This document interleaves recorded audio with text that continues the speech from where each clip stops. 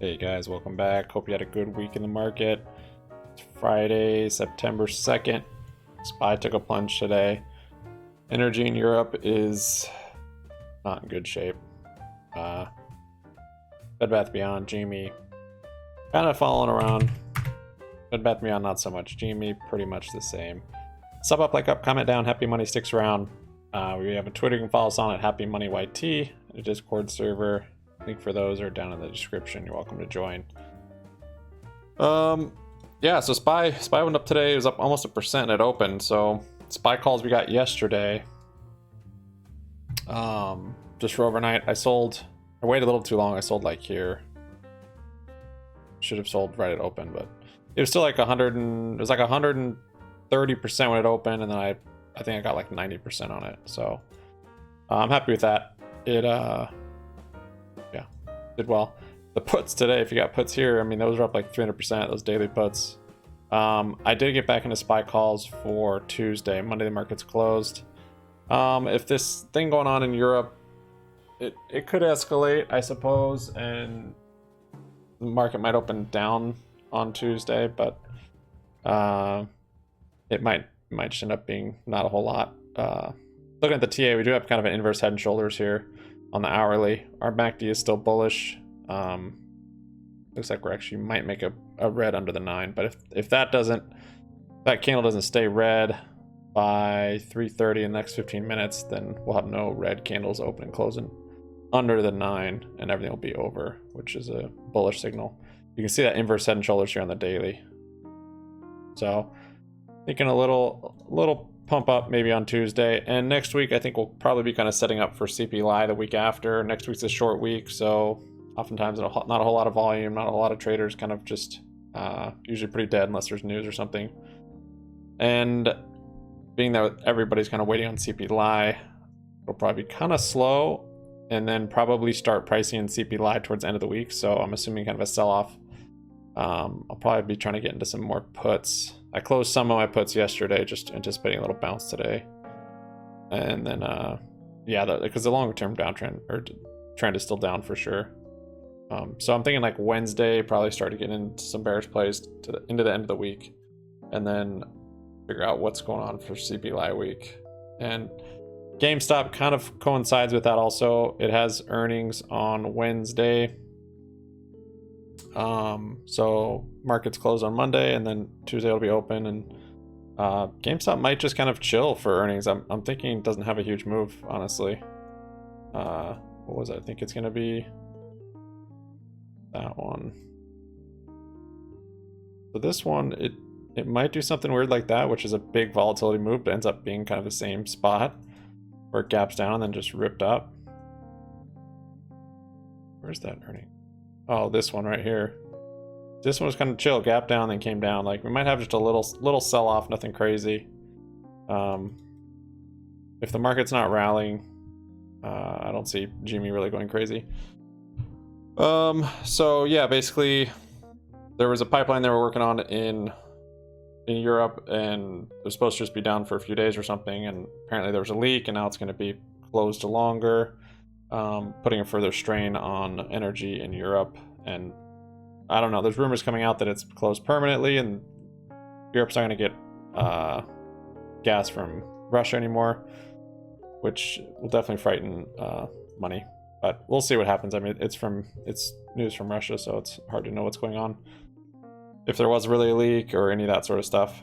But yeah, because of that, I got some bullishness on Boyle. This is the natural gas ETF. So we'll see. If it does scare over the weekend, this might rally up a bit. It had a little pop when that news came out, and now it's kind of settled down. But SPY's looking pretty dead here into close. Got about 45 minutes. GME, same sort of deal. Inverse head and shoulders still in play. It had there. Looks like it's slowing down a bit. I mean, the RSI is getting low. I saw a lot of hype RSI posts. Yes, it's true. When it gets oversold, that's typically where it will find a bottom and consolidate. It doesn't usually just reverse right away, as we saw here. You know, that was like a week of consolidation. This was like 2 weeks of consolidation. RSI was lower here. We're not there yet. RSI is at what, 30, 35 today. This one was 29. This was all deeper. This was 24.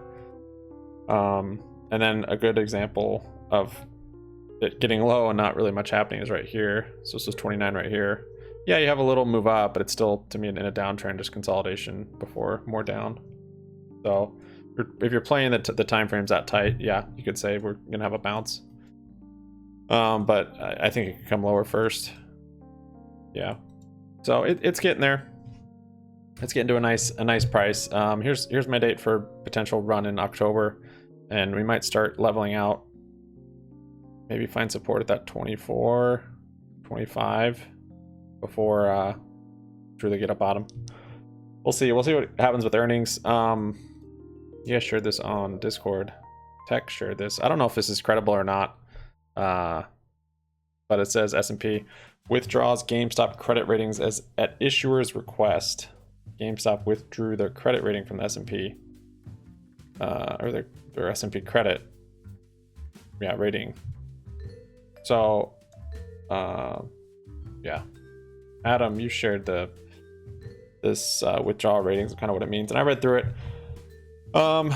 Could be because of a merger, when an entity's entire debt is paid off, or when the program or programs rate are terminated and the relevant debt extinguished. So they did have that French loan because of COVID.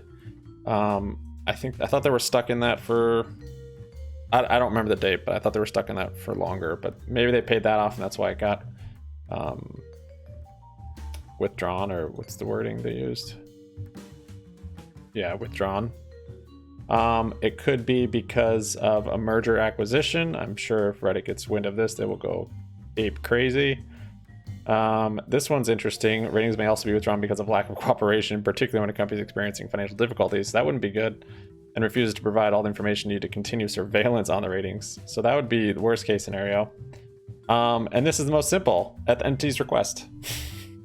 So I haven't looked into the tweet, but if this is legit, it says right here at issuer's request, GME. So maybe that's the answer. Maybe just at the issuer's request. Why they would do that? I don't know. Maybe they're pulling out of the DTCC. I don't know. Or maybe they finished paying off their debt, or maybe they're gonna have a merger.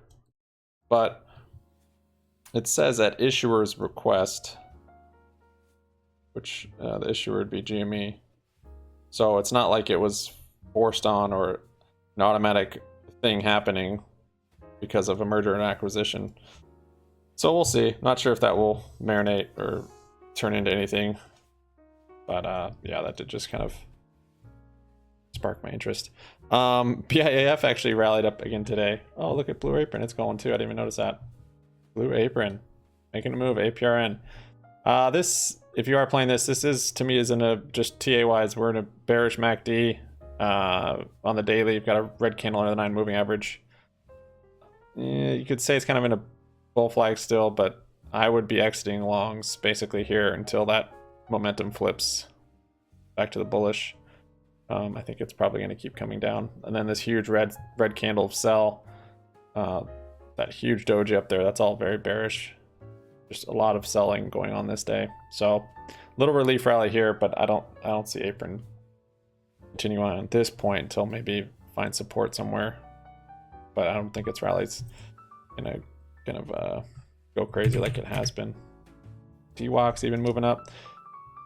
So yeah, spot looks like it's kind of just weak into close.